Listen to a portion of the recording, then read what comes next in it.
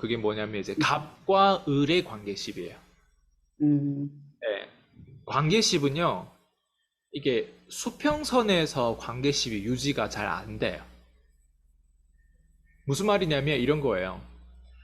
이 세상은 특히 자본주의에서는 이익 관계가 왔다 갔다 해야 되는 거거든요. 근데 이익 관계가 왔다 갔다 하려면 어떻게 해야 될까요? 수평선에서 그 정도로 개발되고 그 정도로 기술적으로 가지고 있고 심지어 기술도 없을 수도 있어요. 근데 그런 끼리끼리 논다는 말 있잖아요. 끼리끼리 네네. 논다는 거는 수평선에 있는 사람들끼리 논다는 거예요. 그러면 이런 그렇죠. 거예요. 그 끼리끼리 논다는 거는 뭐냐면 그 사람들끼리 주고받는 거 있잖아요. 그렇게 재밌지 않다는 거예요. 주고받는 게. 처음에는 새롭게 사람을 만났을 때 주고받는 게 그냥 예의상 그리고 그런 어떤 기대치가 있는데 그 기대치는 좀만 시간이 지나면 지루해져요. 예. 음, 그래서 갑과 을의 관계가 아니라 둘 다 있잖아요. 그냥 을의 관계라고 할까? 둘 다 뭐 약간 뭐라고 하지? 수평선. 그냥 모르겠어요. 이게 뭐 평, 그 뭐라고 표현하지 이거를? 평균? 뭐 어쨌든 저는 일단 협상에서는 무조건 갑과 을의 관계가 있어야 된다고 생각하거든요. 그게 뭐냐면 음, 이런 거죠. 우리가 특히 영업하는 사람이잖아요. 네. 그럼 영업하는 사람이 내가 테이블 위에서 협상할 때는 영업하는 사람이 반드시 내가 명확한 목적이 있어야 될 거 아니에요? 근데 그 이 그렇죠. 명확성에서는 이거를 파악해야 돼요. 물론 매출을 올려야 되는 게 목적일 수도 있어요. 근데 매출을 올린다는 의미가 뭔지를 이 영업 사원들이 모르면 매출을 올리는 게 그냥 이게 뭐라고 하지? 내 호주머니에 그냥 내 배를 채우려고 하는 그런 경우라고 생각하는 경우가 많아요. 예. 네네. 그러면 네. 영업사원들의 입장에서는 그런 식의 목적이 마음 안에 시커멓게 그런 식의 목적이 있다고 가정해 볼게요. 그러면 협상 테이블에 갔을 때는 그게 그대로 뽀롱이 나요. 음, 예. 근데 만약 갑과 을의 관계십에서 그렇게 보면 내가 만약에 어, 내 배를 채우려고 이제 일단 협상한다. 그러면 누가 갑일까를 곰곰이 따져보면요. 상대가 갑이 될 수밖에 없어요. 음, 내가 판매원이 갑이 아니라 그 고객이 결제를 하는 사람이 갑이 되는 거예요. 음, 그래서 어떻게 얘기하면 결제해 주는 사람 이렇게 되는 거예요. 음, 네, 결제해 주는 사람, 이거를 써주는 사람 이렇게 표현이 되거든요. 그러면 음, 갑이 누구냐로 봤을 때 고객이 갑이면 그 관계심은 오래 지속도 못하지만 고객이 갑이면 아, 결국에는 수평선도 부족해요. 그러니까 그렇지. 오히려 고객이 왕이면 이 사람은 있잖아요. 질질 끌려다니다가 이 사람의 삶은 있잖아요. 이 고객을 섬겨야 되는데 이 고객이 왕이다 보니까 결제를 하면 이 사람이 질질 끌려다니. 결제를 안 하면 어때? 이 사람이 막 이게 막 힘든 조급해. 거예요. 예. 무슨 말인지 알죠?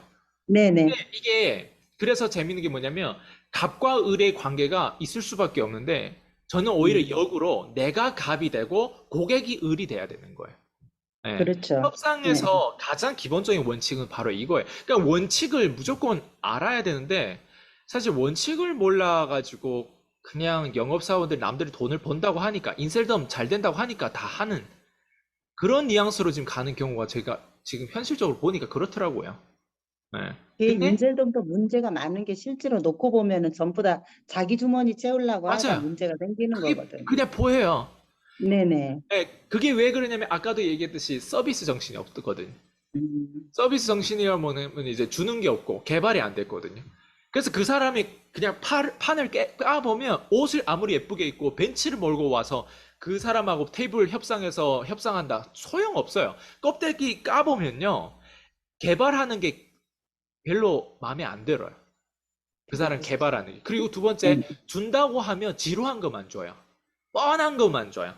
예. 맞아요. 그리고 말을 한다는 게 또 이제 무슨 뭐, 되게 뜬구름 잡는 소리를 하고, 예. 그리고 뭐 어느 뭐 시스템에 가면 무조건 성공한다. 자꾸 있잖아요. 이게 비전이고 무슨 뭐 말이 안 되는 있잖아요. 그 큰 덩어리채로만 그냥 얘기하고, 그게 주는 게 아니에요. 그거는 호주머니 채우기 위해서 그럴싸하게 표현한 것뿐이에요.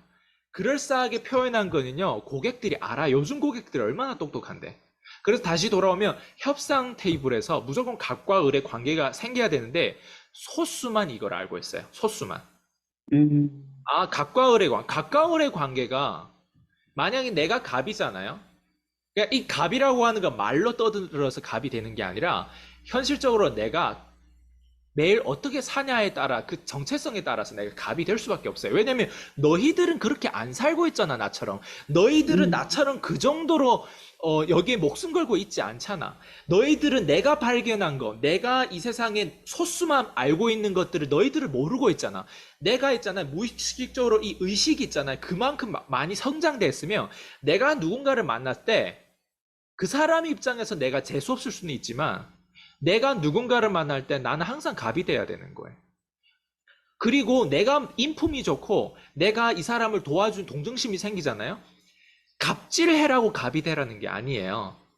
그냥 그렇죠. 갑과 을의 관계가 이 세상의 현실이 어떻게 기능하는지를 보면 그게 음, 현실이라는 거예요. 자본주의에서는.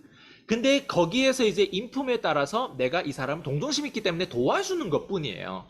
음, 을을 도와주는 거예요. 그리고 너도 어떻게 네 인생이 그 정도밖에 왜 가난에 쩔어 있고 그 정도밖에 못 사는 이유를 이제 얘기를 했고 너도 나처럼 살 수 있다. 너도 나처럼 갑처럼 살 수 있지만 아주 위상 있게 아주 멋지게 고객들을 섬기면서 살 수 있다. 이런 비밀들을 하나하나 그 심리를 하나하나 심어주 터득하고 가르쳐 줄 수 있는 거예요.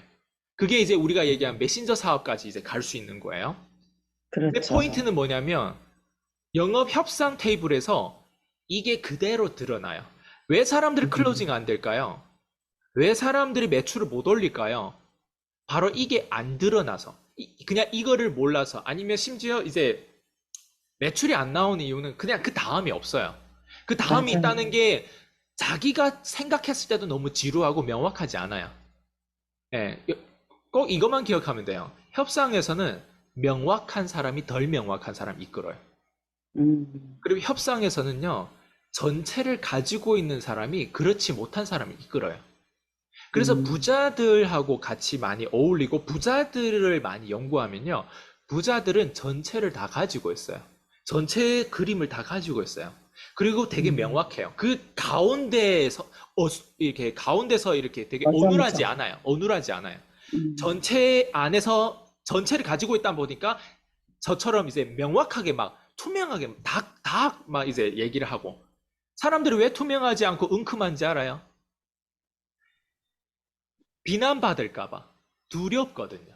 음, 예. 그래서 명확하지도 않은 거예요. 그래서 협상 테이블에서 우리가 표현 하나 하더라도 명확하면 상대방이 쉽게 쉽게 알아들어요. 그리고 상대방 입장에선 내가 이 사람 뭐지? 이게 나와요. 그리고 이 사람은 뭔가 가지고 있는 아우라 있다는 거를 그 사람이 그냥 무의식적으로 느껴요, 그거. 예. 음, 그래서 표현을 할 때 우리가 돈 되는 언어라고 표현하잖아요. 돈 되는 언어가 뭘 의미할까요? 바로 이거예요. 명확성을 가지고 있으면 정확하게 표현을 할 수 있고, 그리고 정확하게 표현해가지고 끙큼하지 않다는 건 뭐냐면, 전체를 가지고 있기 때문에 시작과 끝점을 알고 있기 때문에 두렵지가 않아요. 그래서 전체를 표현할 수 있는, 전체를 가진 거 안에서 내가 우선순위에 내가 맞춰가지고 표현할 수 있는 거예요. 그러니까 내 음, 언어를 들어보면 명확한 거예요. 근데 대부분 사람들 딱 이것만 빼고 없는 거예요. 가운데 어딘가에 있어요. 명확하지도 않고, 뭐 전체를 얘기하는 것 같다가도 전체를 보지 못하다 보니까 답을 명확하게 얘기를 못하는 거예요. 인터뷰도 그래요. 예, 이런 인터뷰도 제가 즉각적으로 이렇게 뭐 라이브로 바로바로 대답할 수 있는 거는 사실 전체가 본 거를 그냥 그대로 표현하는데 이게 다 연결이 되는 거예요. 음, 근데 우리가 가짜를 만들려면 막 질문도 준비하고 뭐 답도 준비하고 이거를 하나하나 다 연결을 이렇게 대답해야 되잖아요. 예. 그래서 되게 맞아. 언론의 그런 뭐 유명세를 타고 계신 분들 중에 라이브 방송을 싫어하는 이유가 그런 이유 때문에 그런 거예요. 즉각적으로 대답을 못하는 이유가 뭐예요? 가짜기 때문에 그래요. 가짜가 되게 많아요. 음, 밖에 보면.